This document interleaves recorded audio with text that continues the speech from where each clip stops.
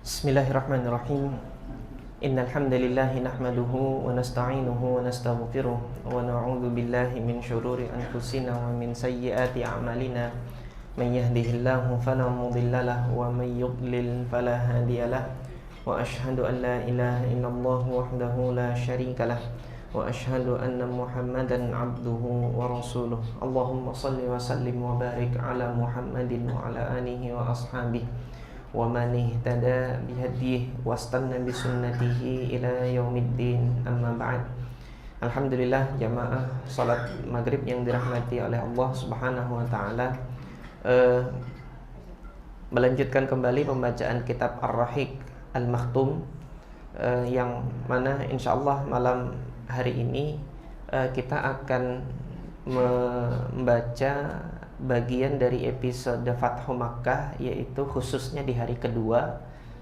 Kemudian di hari-hari selanjutnya apa yang dilakukan oleh Nabi dan para sahabat di Mekkah, dan berapa lama Nabi SAW bermukim di Mekkah setelah Fathu Makkah untuk melakukan hal-hal apa saja di Mekkah setelah Fathu Makkah yang sudah kita baca peristiwa-peristiwanya pada pertemuan sebelumnya. Syekh Shafiyur Rahman Al-Mubarakfuri melanjutkan tentang masuknya sebagian dari tokoh-tokoh besar Quraisy selain Abu Sufyan. Mereka masuk Islam. Nah, di sini disampaikan oleh Syekh Shafiyur Rahman Al-Mubarakfuri tentang keislaman dari Safwan ibnu Umayyah. Siapa Safwan ibnu Umayyah? Antum masih ingat peristiwa di pertempuran Badar dan peristiwa ketika Nabi SAW berdakwah secara terang-terangan di Mekah. Safwan bin Umayyah ini adalah putra dari Umayyah ibn Khalaf yang menjadi majikannya Bilal, yang mana ketika Bilal itu masih menjadi budaknya Umayyah ini, Umayyah itu menyiksa Bilal dengan sedemikian rupa, dan akhirnya Allah bebaskan, merdekakan Bilal bin Rabah ini melalui tangannya Abu Bakar As-Siddiq. Beliau dibeli dan dimerdekakan dari perbudakan dan masuk Islam, menjadi sahabat Nabi yang setia bersama dengan Nabi SAW. Kemudian Umayyah itu terbunuh di pertempuran Badar, yang mana kisah terbunuhnya Umayyah di pertempuran Badar sudah kita baca pula kemarin, di mana Bilal yang mendapati Umayyah itu di pertempuran Badar, sehingga menyerukan kepada ma'syarul ansar, pada orang-orang ansar, ya ma'syarul ansar, hadza Umayyah ma najautu in naja, wahai orang-orang ansar, ini Umayyah, ra'su al-kafirin, ra'sul musyrikin, pemimpinnya orang-orang musyrik. Saya tidak selamat kalau dia ini masih hidup. Nah, waktu itu Umayyahnya menjadi tawanannya siapa? Abdurrahman bin Auf, karena sahabatan berdua ini fil jahiliyah, di masa jahiliyah, jadi mitra bisnis gitu. Di bisikannya Umayyah, kamu tangkap aku, jadikan aku tawanan gitu loh. Nanti kabilahku tebus, kamu banyak dapat tebusan gitu kan. Supaya siapa? Supaya Umayyah ini nggak mati gitu. Dia takut dengan kematian. Ketakutannya akan kematian ini sudah diketahui oleh Umayyah itu jauh-jauh hari sebelumnya ketika bertemu dengan Sa'ad bin Mu'adz. Ketika Sa'ad bin Mu'adz itu tawaf di Ka'bah dalam pelaksanaan umrah, bertemu dengan Abu Jahal. Abu Jahal marah, kok bisa kamu bisa aman di sini gitu kan. Umayyah yang memberikan jaminan. Nah, akhirnya Abu Jahal, kamu mau berpihak kepada pengikutnya Muhammad atau berpihak kepada agama nenek moyang gitu kan. Dengan sangat terpaksa Umayyah mengatakan berpihak kepada agama nenek moyang karena nggak enak sama Abu Jahal. Nah, Sa'ad bin Mu'adz ketika melihat loh Umayyah yang sebelumnya memberikan perlindungan kok malah berpihak kepada temannya, kepada Abu Jahal, ya sudah kalau begitu saya sampaikan ini berita dari Rasulullah bahwasanya Umayyah akan mati. Muhammad yang bilang gitu ya. Sudah takut dia, panas dingin sudah mendengar. Karena Nabi Muhammad nggak pernah berbohong, nggak pernah berdusta. Orang-orang Mekah itu sudah tahu kalau Nabi Muhammad ngomong demikian itu pasti terjadi. Kalau peristiwanya belum terjadi, pasti akan terjadi gitu.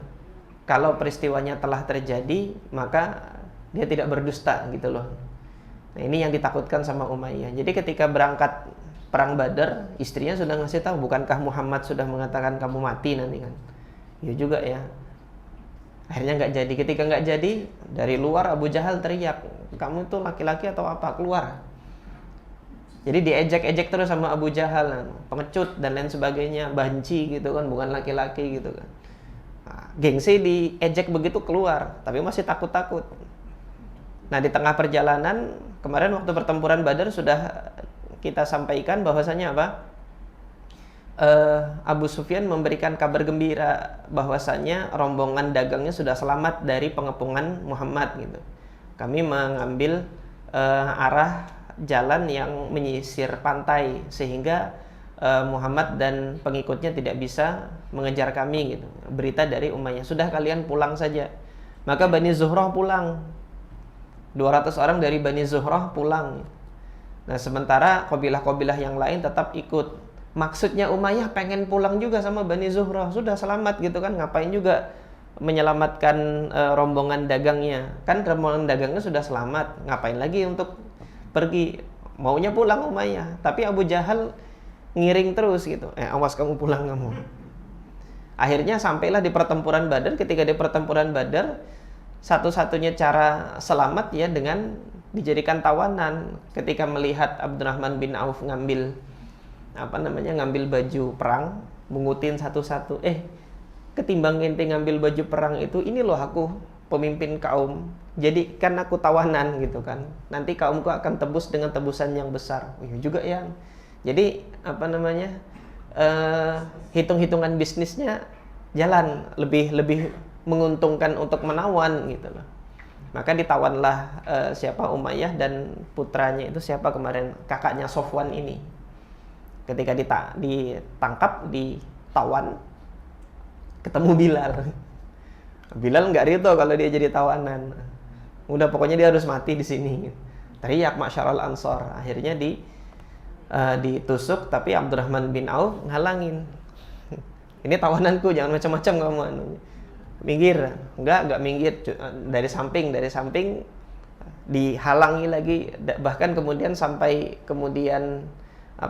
karena Abdurrahman bin Auf membela Umayyah dan membela putranya lagi, sudah biarkan putranya ditusuk mati, tinggal siapa? Umayyahnya yang belum mati. Akhirnya Umayyah suruh berbaring, dilindungi oleh Abdurrahman bin Auf dari atas gitu kan. Nah, kamu nggak bisa sudah tusuk dari bawah, tusuk dari samping, mati. Kemudian siapa? Umayyah, sebagaimana yang dikabarkan oleh Nabi SAW, dia akan mati. Nah, mendengar kabar kematian ini, Sofwan marahnya bukan main. Ketika di Mekah, pokoknya dendamnya kesumat dengan Nabi Muhammad. Bikin sayembara, siapa yang bisa membunuh Muhammad ini, aku akan berikan ini. Nah, salah seorang dari tokoh Mekah pada saat itu, siapa yang punya utangmu semua lunas, anak istrimu semuanya, nafkahnya aku yang memenuhi, kalau kamu mau membunuh Muhammad. Oke, deal gitu. Ketika berangkat ke Madinah, pura-pura dia, hanya pura-pura pegang pedang begini aja, padahal sudah mau menebaskan kepada Nabi Muhammad, hanya pegang pedang begini. Apa yang engkau kehendaki? Enggak, aku mau bertemu sama engkau aja, wahai Muhammad, katanya. Bukankah kamu dengan Sofwan punya punya kesepakatan begini, kata Nabi Muhammad. Kok tahu dari mana gitu kan?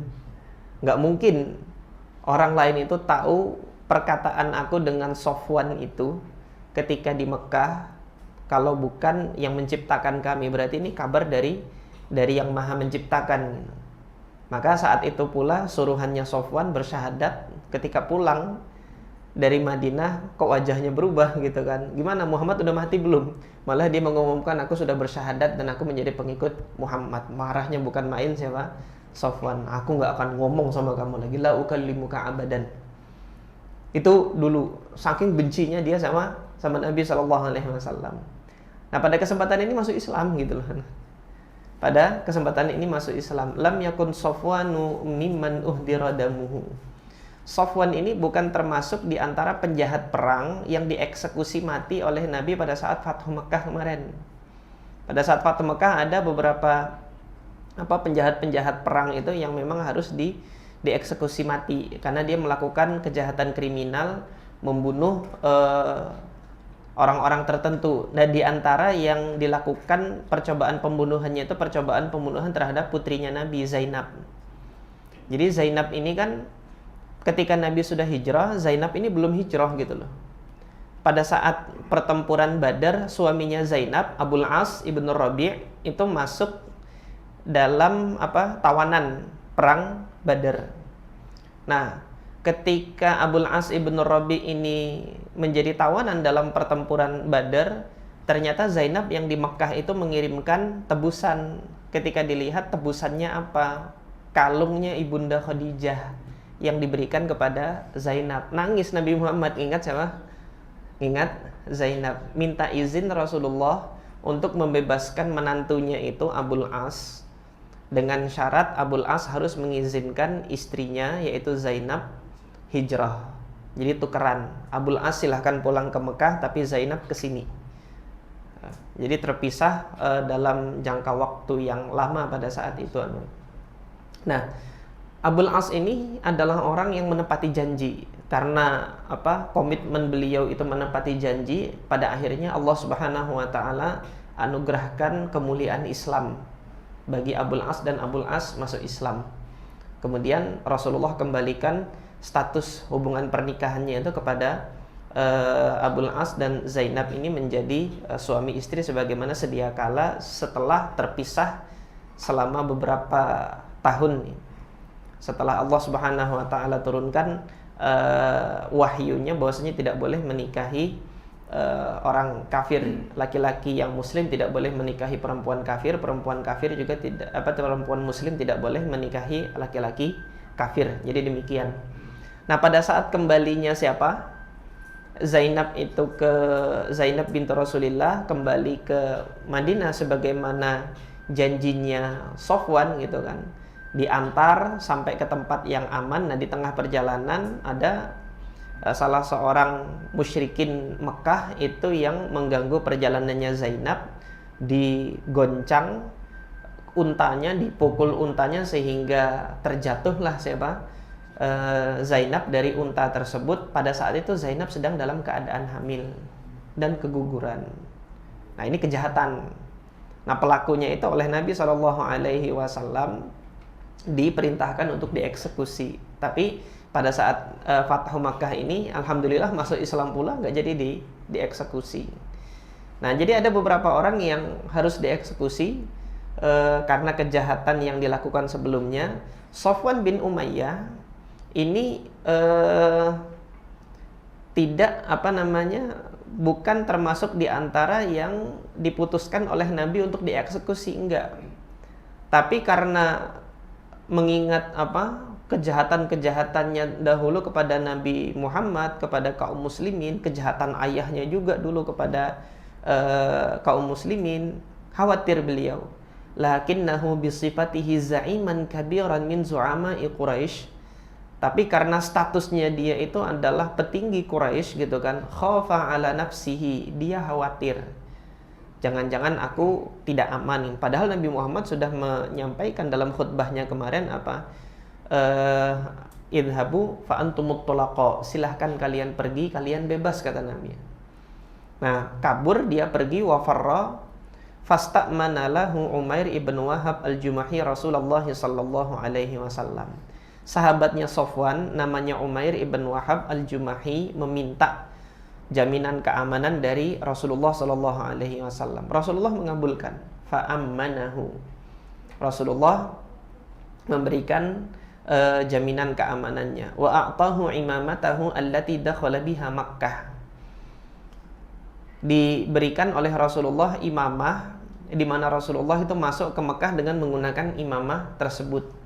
Falahiqahu Umair wa huwa yuridu an yarkaba al-bahra min Jiddah ila al-Yaman faraddahu. Didapati oleh Umair pada saat itu Sofwan sudah hendak naik kapal dari pelabuhan Jeddah itu menuju ke Yaman. Sudah hendak naik kapal, baru disampaikan, sudah jangan, Ini sudah ada jaminan keamanan dari Rasulullah. Ini buktinya. Ini imamahnya Rasulullah yang masuk ke kota Mekah. Kamu aman. Udah balik ke Mekah.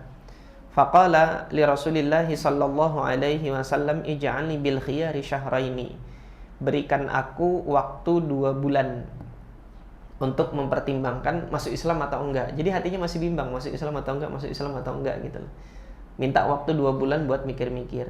Bahkan Rasulullah memberikan anta bil khiyari arba'ata ashhur. Kamu punya waktu untuk memilih itu bahkan sampai 4 bulan. Nah, Rasulullah Shallallahu Alaihi Wasallam dengan kabar wahyu dari Allah yang mengetahui nanti kelak Safwan ini akan masuk Islam. Dan pada saat Safwan itu belum masuk Islam, Rasulullah Shallallahu Alaihi Wasallam itu pinjam peralatan perangnya nanti. Jadi nanti tidak lama setelah Fathu Makkah ini terjadi pertempuran Hunain di bulan Syawal, di hari kelima dari bulan Syawal. Nah, kaum muslimin pada saat itu ketika masuk Mekah dalam rangka Fathu Makkah ini, ya peralatannya kan tidak cukup untuk pertempuran yang lebih besar. Jadi pertempuran yang siap untuk dilakukan kaum muslimin itu hanya untuk menghadapi penduduk Mekah. Ternyata penduduk Taif itu dihimpun, dimobilisasi oleh kabilah Hawazin dalam jumlah besar hendak menggempur Mekah. Artinya orang-orang di Taif, yang mana sebelumnya antum sudah tahu orang Taif itulah yang tega melempari Nabi Muhammad SAW sampai berdarah-darah. Nah, sampai di situ sudah dihimpun jumlah besar. Nanti akan kita baca detailnya pada pertempuran Hunain. Artinya mereka tidak rela kalau Nabi Muhammad itu berhasil membangun peradaban Islamnya itu di Mekah, maka punahlah budaya penyembahan berhala di Jazirah Arab. Sebelum itu terjadi, maka harus digempur habis-habisan. Muhammad dan sahabatnya itu di Mekah dimobilisasi dalam jumlah besar pada saat itu. Nah, maka Rasulullah minta bantuan kepada Safwan untuk meminjamkan peralatan perangnya. Oleh Safwan dipinjamkan.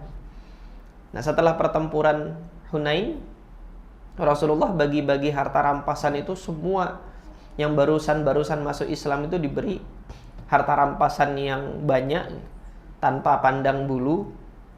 Ini yang menjadikan terkesan Safwan kok diberi harta rampasan seperti itu, masuk Islam lah kemudian Safwan.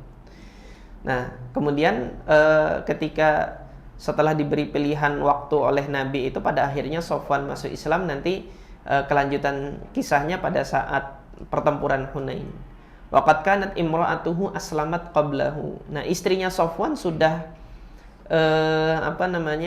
masuk Islam sebelumnya. Fa aqarrahu ma'ala nikahil awal. Nabi SAW menetapkan pernikahan semula. Jadi aturannya seperti ini jamaah sekalian yang dirahmati oleh Allah. Kalau ada dua orang sepasang suami istri yang kedua-duanya kafir, salah satunya masuk Islam. Artinya istri masuk Islam duluan, suami nanti dulu masuk Islam gitu kan. Maka ketika istri sudah sudah masuk Islam, otomatis terpisah fasakh nikahnya itu. Istri dengan keislamannya, suami dengan kekufurannya. Kalau suami nanti menyusul masuk Islam, masih dalam masa iddah yang 3 ini. Artinya masih dalam tenggat waktu 3 ini dia menyusul untuk masuk Islam, maka pernikahannya dikembalikan seperti sebelumnya. Tapi nanti ketika lewat dari masa iddah, misalnya nanti setelah 1 tahun akhirnya suami menyusul masuk Islam, itu dikembalikan pernikahannya dengan akad nikah yang baru. Jadi aturannya seperti itu. Nah, Safwan ini tidak sampai selesai masa iddah istrinya itu menyusul kembali masuk Islam, akhirnya dikembalikan pernikahannya sebagaimana pernikahan sebelumnya. Juga tokoh yang lain, Fudalah ibn Umair, kana rajulan jari'an, dia orang yang nekat, pemberani.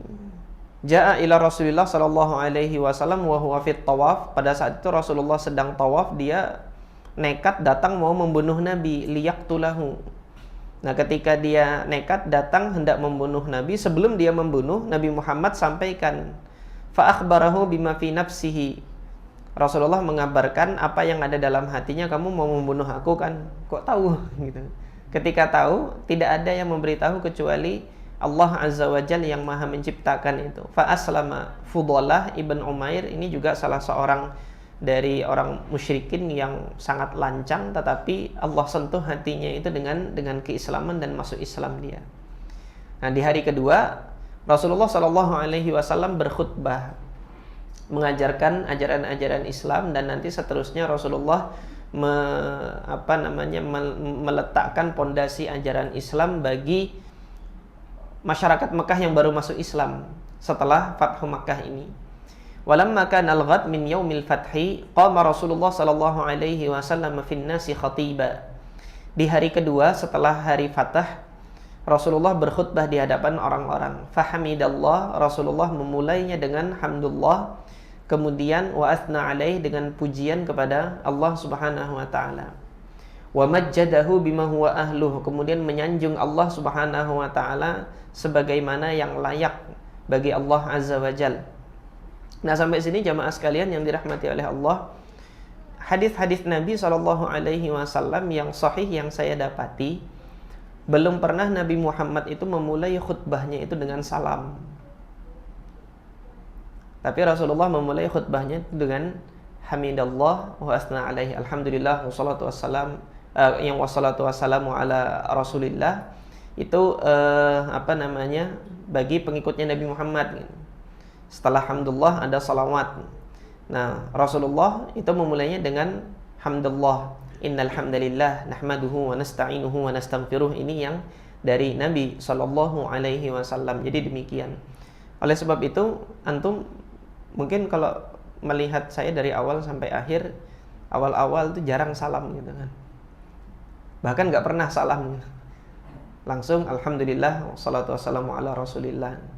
Nah, di antara yang menyebabkan adalah Nabi SAW ketika memberikan pengajaran khutbahnya itu tidak memulai dengan salam. Dalam hadis-hadis yang sahih yang saya dapati, bukan berarti nanti salam nggak boleh. Saya nggak mengatakan salam nggak boleh loh ya. Gitu. Saya nggak mengatakan tidak boleh memulai khutbah dengan salam, nggak pernah saya mengatakan demikian. Tapi yang menjadi kebiasaan saya memulainya dengan hamdulillah, sebagaimana Nabi SAW memulai khutbahnya demikian. Nah, dulu ada jamaah yang protes sama saya gitu. Antum kok nggak salam Ustaz? Ya, Nabi dalam penyampaiannya nggak salam, tapi di sini tuh semua yang ceramah di sini salam semua. Ya sudah, saya salam. Assalamualaikum warahmatullahi wabarakatuh. Daripada berantem kelahi gitu. Ya, jadi demikian jamaah sekalian yang dirahmati oleh Allah. Nah, ini mungkin sebelum saya lanjutkan, kemarin ada usulan gitu loh. Pengajian kita ini ada tanya jawab atau tidak gitu loh. Jadi kalau ada waktu sedikit gitu kan, silahkan sebelum saya lanjutkan, kalau ada yang ditanyakan baik berkenaan dengan yang saya sampaikan ini atau yang lain, saya persilahkan. Kalau nggak ada saya lanjutkan. Kalau nggak ada saya lanjutkan. Berarti nggak ada nih. Oh, nggak ada, lanjut dulu ya. Lanjut dulu. Nah, apa isi khutbahnya Nabi? Ayyuhan nas, wahai sekalian manusia, innallaha harrama Makkata. Allah sudah mengharamkan Mekah. Jadi maksudnya diharamkan Mekah itu diharamkan melakukan perbuatan-perbuatan yang menentang ajaran Allah Azza wa Jal, diharamkan membunuh, diharamkan bermaksiat. Itu keharaman-keharaman dilakukan. Melakukan kemaksiatan di Mekah itu tidak sebagaimana melakukan kemaksiatan di luar Mekah ini.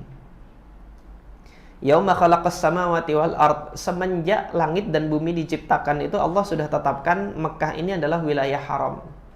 Fahiya haramun bihurmatillahi ila yaumil qiyamah. Maka Mekah ini tetap menjadi haram.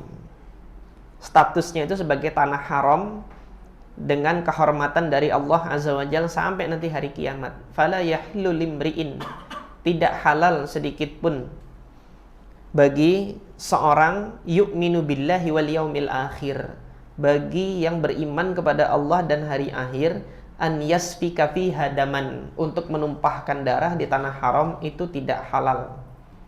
Au ya'dhidha biha syajaratan, atau menebang pohon di situ enggak halal.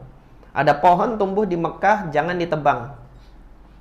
Fa in ahadun tarakhasa liqitali Rasulillah, kalau ada seorang nanti yang berpendapat bolehnya, ada rukhsah untuk boleh membunuh di Mekah gara-gara apa? Liqitali Rasulillah, gara-gara Rasulullah pada saat Fathu Makkah itu memutuskan untuk mengeksekusi penjahat-penjahat perang di tanah Mekah kemarin gitu kan.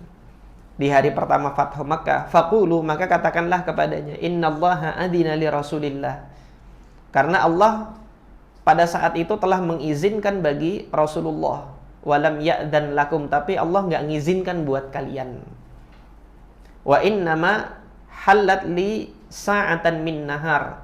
Allah halalkan sesaat di siang hari, yaitu pada saat kemarin di hari pertama, untuk melakukan eksekusi terhadap penjahat-penjahat perang yang diumumkan nama-namanya oleh Nabi SAW pada saat itu.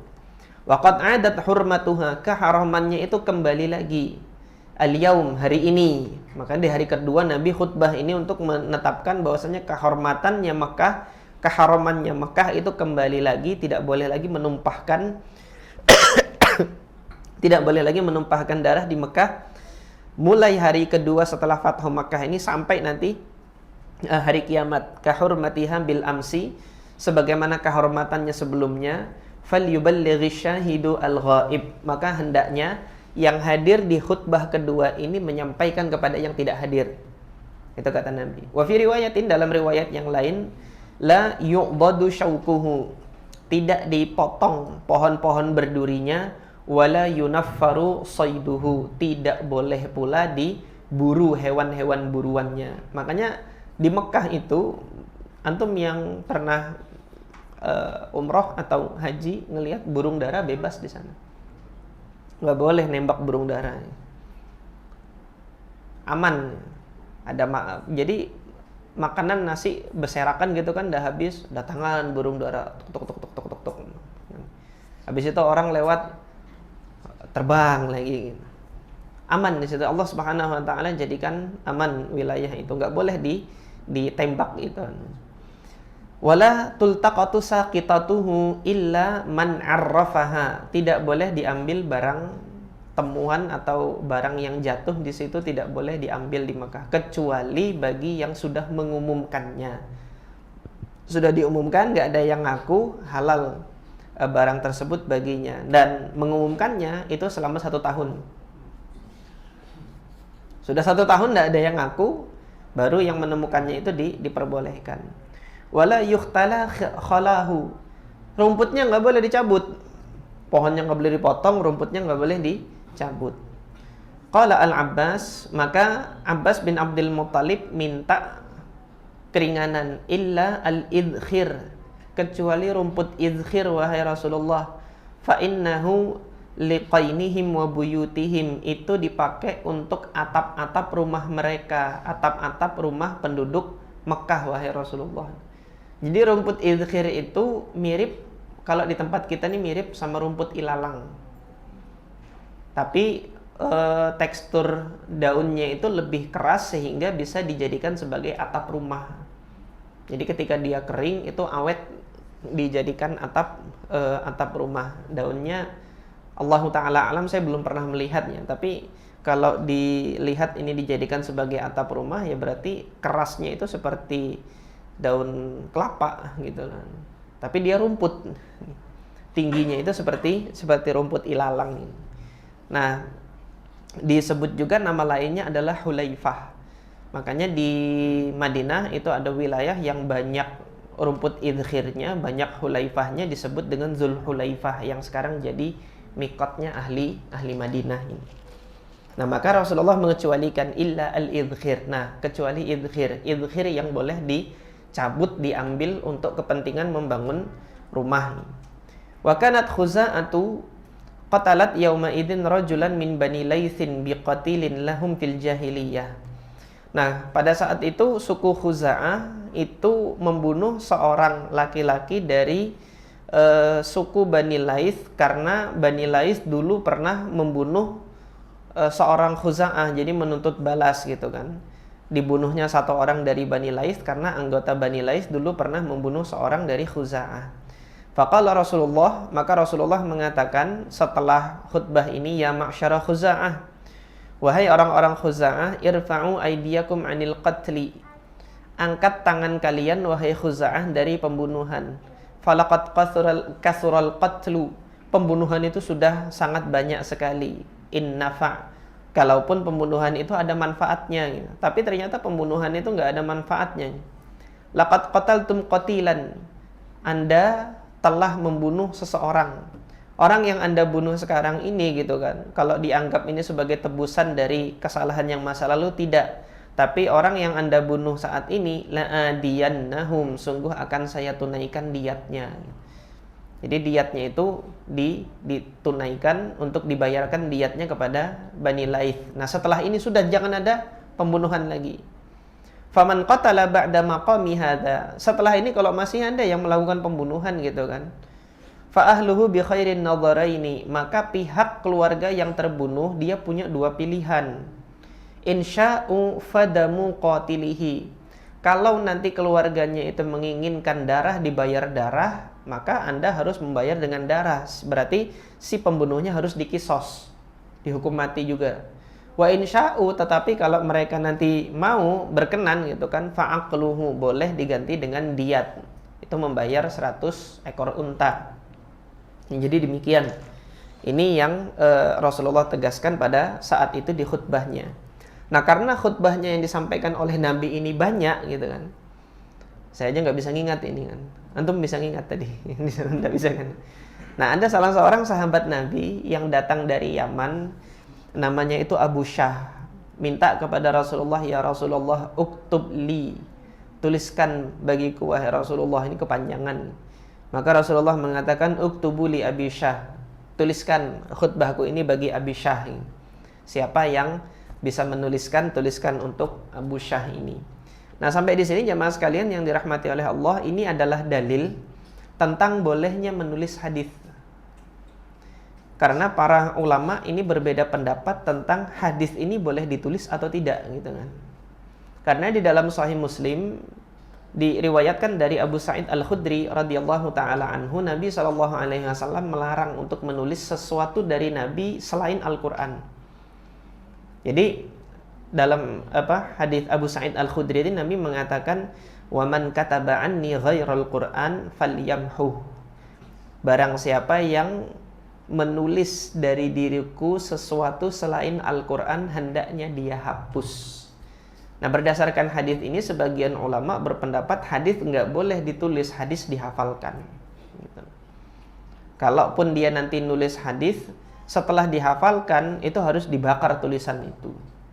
Maka dahulu para ulama salaf, para tabi'in itu habis menghafalkan hadis, kertasnya itu dibakar supaya ingatannya itu kuat. Bagi yang berpendapat tidak boleh menulis hadis.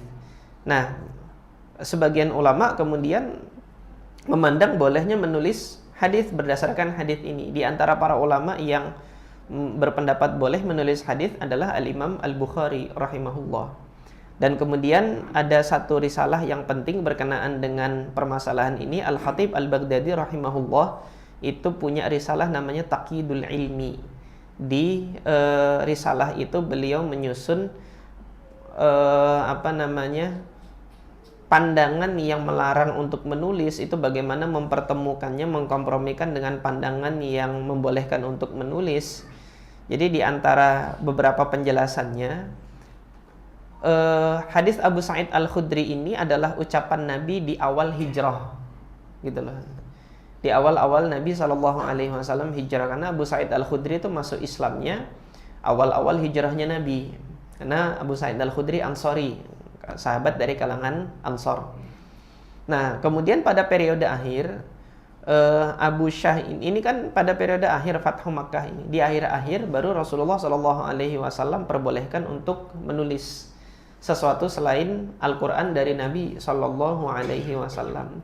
Setelah kemudian banyak terkumpul Al-Quran, wahyu-wahyu Allah itu sudah banyak terkumpul, dan kemudian sudah ada catatan yang rapi yang memisahkan antara Quran dan bukan Al-Quran. Di sini Nabi kemudian membolehkan untuk menulis sesuatu selain Al-Quran dari Nabi, atau dalam kata lain menulis hadis. Nah, sampai di sini masyarakat Ansor khawatir. Ini Rasulullah sudah ke Mekah, Allah sudah bebaskan Mekah. Ini Rasulullah nanti netap di Mekah kah atau balik lagi ke Madinah? Khawatir masyarakat Ansor kalau Rasulullah itu nggak kembali lagi ke Madinah. Maka kemudian masyarakat Ansar ini mengatakan, atarawna Rasulullah id fatahallahu alaihi ardah wa baladahu an yuqima biha. Menurut kalian, setelah Allah bebaskan negerinya ini Mekah, apakah Rasulullah nanti akan bermukim di situ? Rasulullah SAW pada saat itu sedang berdoa di atas bukit Sofa. Ada orang Ansor ngomong begitu bisik-bisik. Ya, Rasulullah dengar gitu kan. Nah, setelah Rasulullah mendengar, Rasulullah tanya, "Madza qultum?" Yang kalian omongin apa gitu kan? Qalu la syai'a. Enggak ya Rasulullah, enggak. Ya kayak kita kan, ngomongin apa ente? Enggak gitu. Padahal iya gitu. Ada yang diomongin tapi enggak gitu kan. Ya takut ketahuan gitu kan, enggak enak sama Rasulullah. La syai'a ya Rasulullah. Falam yazal bihim hatta akhbaruh. Nah, Nabi Muhammad masih terus menanyakan ngomong apa gitu. Akhirnya mereka sampaikan, tidak wahai Rasulullah, kami khawatir engkau nanti akan bermukim di sini, nggak kembali lagi ke Madinah gitu kan. Orang Ansar ya sedih lah, Rasulullah nggak di Madinah lagi gitu kan. Nah, maka Rasulullah tegaskan, ma'adzallah, aku berlindung kepada Allah untuk menetap di sini lagi. Kenapa? Al-mahya mahyakum. Hidup adalah hidup bersama dengan kalian. Wal mamatu mamatukum. Dan wafat, aku juga memilih untuk wafat bersama dengan kalian. Wahai ma'syarul ansar, wahai orang-orang Ansar. Nah, nanti akan disampaikan pada saat setelah pertempuran Hunain nanti gitu kan. Sebagian dari pemuda-pemuda Ansar itu ada yang tidak ridho dengan pembagian harta rampasan Hunain nanti gitu kan. Sehingga mengatakan Rasulullah nggak adil begini-begini dan begini gitu kan. Padahal pedang kami ini masih basah dengan darahnya orang-orang kafir gitu kan. Tapi Rasulullah nggak ngasih kita harta rampasan perang. Rasulullah sampaikan kepada mereka, ma hadithun balaghani ankum. Ucapan apa yang sampai kepadaku ini dari kalian, ya ma'syaral ansar, wahai orang-orang Ansar gitu kan.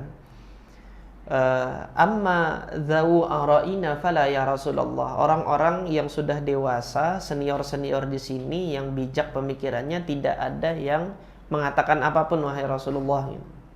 Walakin unasun hudatsatu asnanuhum, tapi orang-orang yang masih muda-muda, yang mereka itu, ini mohon maaf yang masih muda ya.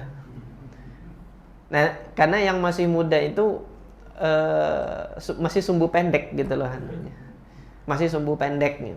Dan nanti mereka yang muda-muda inilah nanti yang di masanya Khalifah Ali bin Abi Thalib akan menjadi cikal bakalnya Khawarij gitu, yang dia protes sama Rasulullah ketika di perang Hunain ini. Nah, Rasulullah SAW sampaikan kepada orang-orang Ansar, mana yang lebih baik ketika orang-orang, jadi kan kesannya itu ini Rasulullah ngasih sama Quraisy nih. Quraisy baru masuk Islam aja dapat unta 100, dapat kambing sekian gitu kan. Kita nggak dikasih apa-apa gitu. Nah, Rasulullah sampaikan kepada orang-orang Ansar, mana yang lebih baik? Mereka itu pulang ke rumah mereka dengan kambing dan unta-untanya. Kalian pulang kembali ke rumah kalian dengan aku. Mana yang lebih baik gitu kan. Jelas dengan engkau Rasulullah gitu kan. Nggak ada sesuatu yang bisa ditukar dengan kenikmatan dunia itu melebihi dari bersama dengan Rasulullah SAW.